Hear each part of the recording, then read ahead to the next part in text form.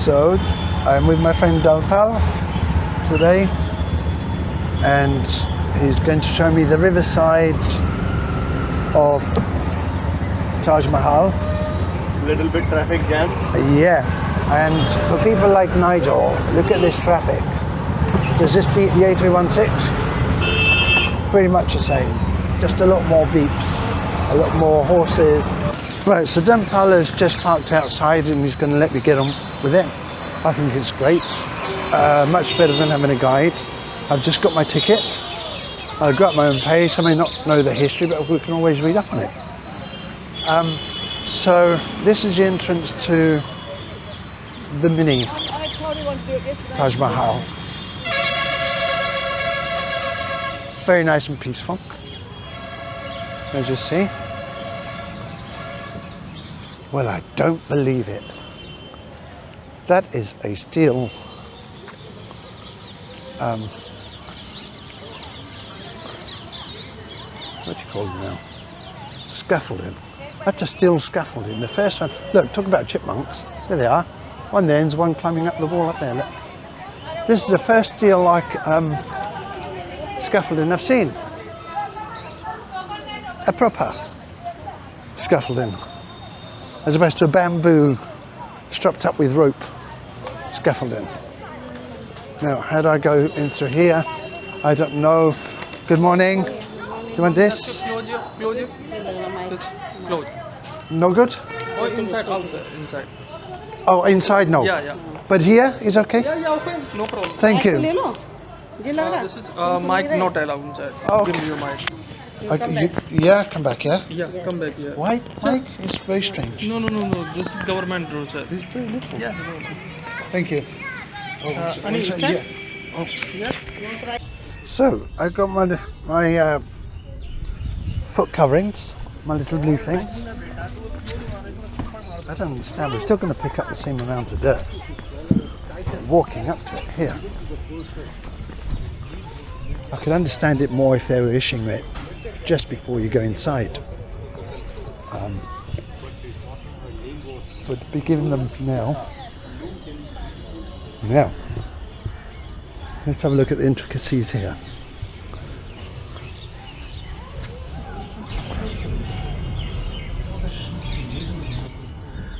Wow. Beautiful inlays, aren't they?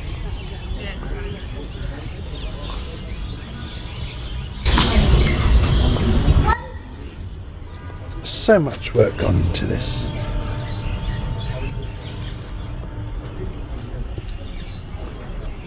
What a shame, somebody's taken a bit of the mini out with them, look. Something's dropped there.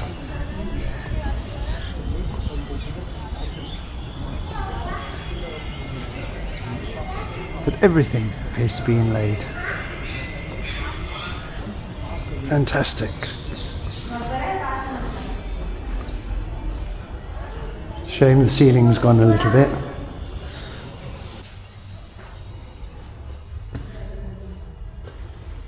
It's like a bit of a maze.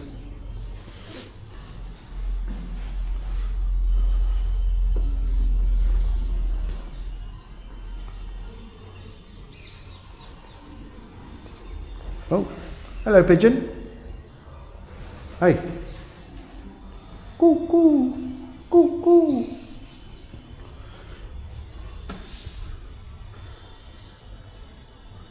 I wonder if they could coo in Indian. Coo coo. Excellent tiling, look at that. Everything inlaid. Wow. I'm trying to see if I can get into the middle bit.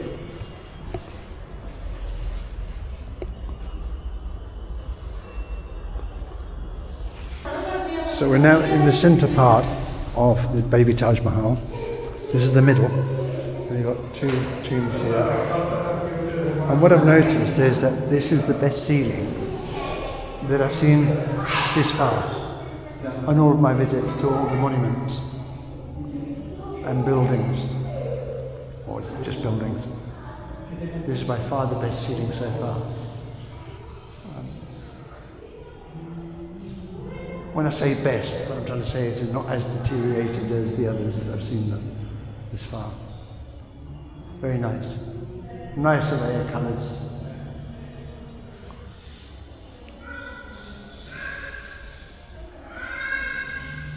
Okay, I think we've seen enough at Taj Mahal, or baby Taj Mahal. I just want to show you guys where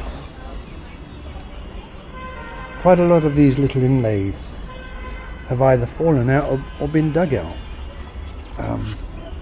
There's quite a lot. Look here, here, here, up there. See, quite a lot has come away, which is a real shame.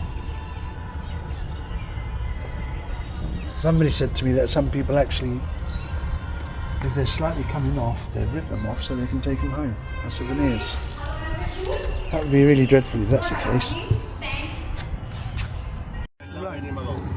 Look, in the middle of the road, sunny boy here, sleeping in the middle of the road there, another one. They're just all over the, oh look, he's on his legs, that one. But back there must have been about 7 or 8 dogs all in all. Hello there, friend. You like animals, yeah? I have animal in the home. Yeah? A dog? Yes, I have dog. Yeah, they're like family.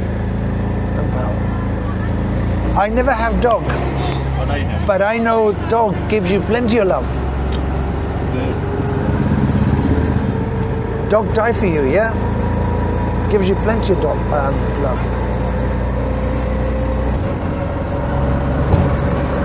Okay, I'll see you once we get there. Hi guys, so I've just come into what they call the riverside of Taj Mahal. I thought for some reason there would just be a brick wall, the river in the middle between myself and the Taj Mahal, but it's not. It's actually very nice, as you'll see in a second. Beautiful gardens. Had to buy a ticket to get in. It's not just a brick wall on the side of the road, fending from the river. It's a little bit more than that. I'll turn you over and I'll start showing you around. Look, squeeze the hands. These are the gardens. That's the entrance there.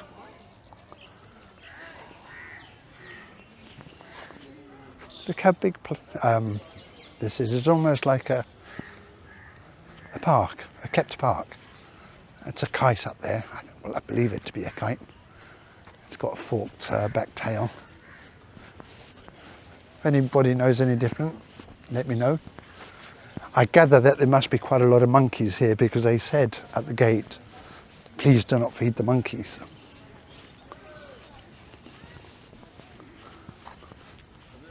Oh, look at that. There's a Taj Mahal over there. Wow, that is impressive.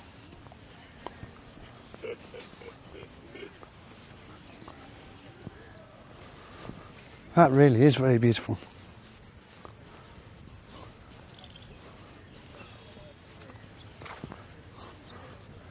I'm gonna put you away, guys, and once I'm on that walk there, I'll turn you back on. Right, so here we are, other side of the Taj Mahal. This would have been a fountain, which is currently turned off. And we're going to walk all the way up there where all the other people are to get a closer look.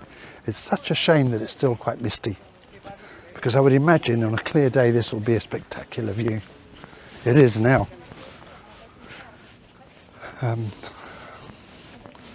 But I know how mist can make things look so distant.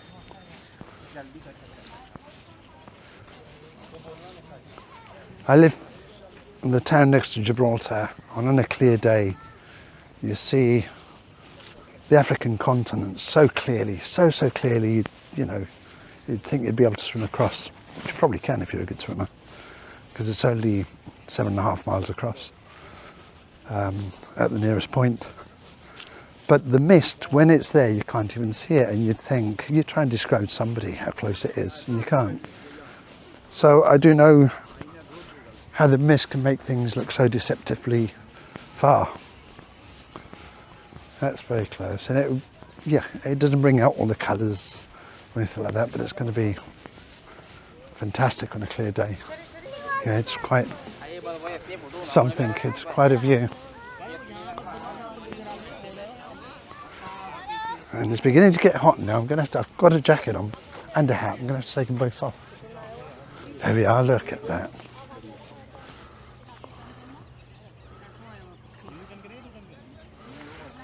That's where I was yesterday.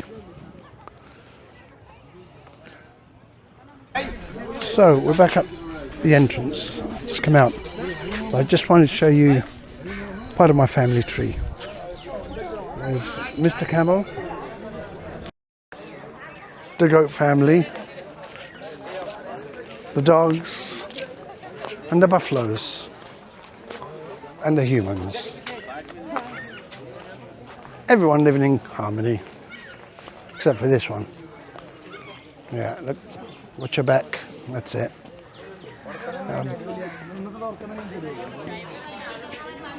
Yeah, good. Right, so I'm going to go back and find that's an unusual posture there, sir. I'm going to go back to find Dan Powell,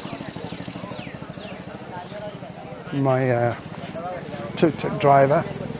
He's been excellent. He takes me as close as he can, and then park somewhere. He tells me where he's going to park, and he says, look, when you're done, this is where I'll be. And, you know, I think it's a lot nicer in a way than having a guide, because the guide, all they want to do, they'll tell you a little bit of history behind everything, which is fine. But then they'll try and persuade you to go into shops. You can say no and they'll leave you alone. Having been in New Delhi and Jaipur and gone into shops, and I really am not in a situation to buy anything. No, thank you. Not being in a position to buy anything. I was fed up with shops. So when I came to Agra, one of the first things I said to my guide there was, look, I'm not interested at all in going shopping. And he said, fine. He respected that, and that was all well and good. But I do like the freedom of just moving around. And I'm thinking, if I do this, then... And the history books will only tell you so much. But I just like the sense of freedom of roaming about as I want. And not that they stop you from roaming. I don't know, I don't even know what I'm trying to say.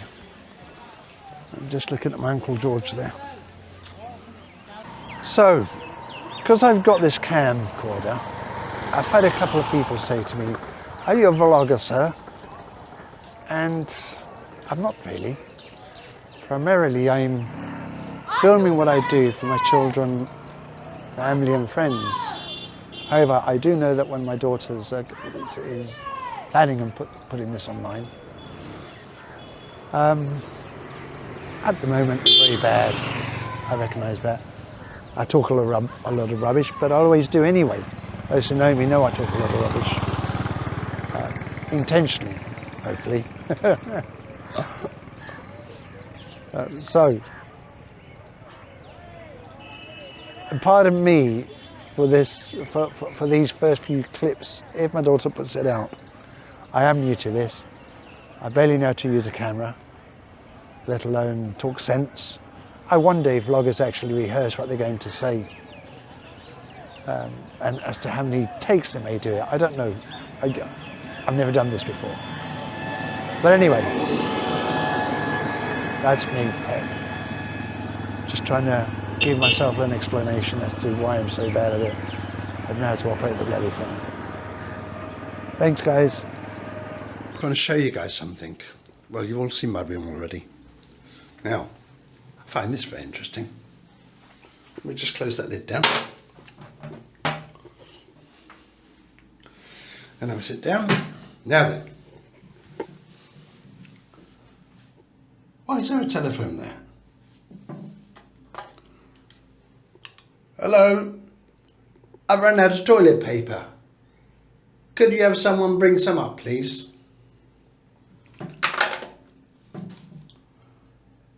What else can it be for? Why would you put a telephone there? Hello, Albert. I can't go. I'm all stuck. Yeah, can you come and help me, please? I just don't understand why there's a telephone next to the toilet. I mean, it's very nice. You probably only just get the reception. But what would you possibly want to ask the reception while you're here? That was it. That just tickled me, that did. Just thought I'd show you. Telephone next to the toilet. Okay. See something new every day. Here's another thing. I started the trip with a green cap on. And somewhere along the way, I've been here for 2 weeks, or coming up to. And in that time, the original hat I was wearing, I've lost. I then went and bought a second one, quite similar to the one I originally had, but in blue. I've lost that one. So now I bought this one. I've bought a cap, and I thought, is that going to be enough at the rate I'm going? So I've bought a third one as well. I think we're going to have to call this the how many caps are you going to lose pet? Caps or hats? I think at this rate, I'll have gone by 20 by the time I'm finished my trip. Plus 20, actually. Goes to tell you, if my head wasn't attached to my neck, I would have probably lost quite a few of those in my time. So I'm going to keep count to see how many hats I'm going to lose. There we go. Third, fourth, fifth. 1 and 2 have already gone. Bye.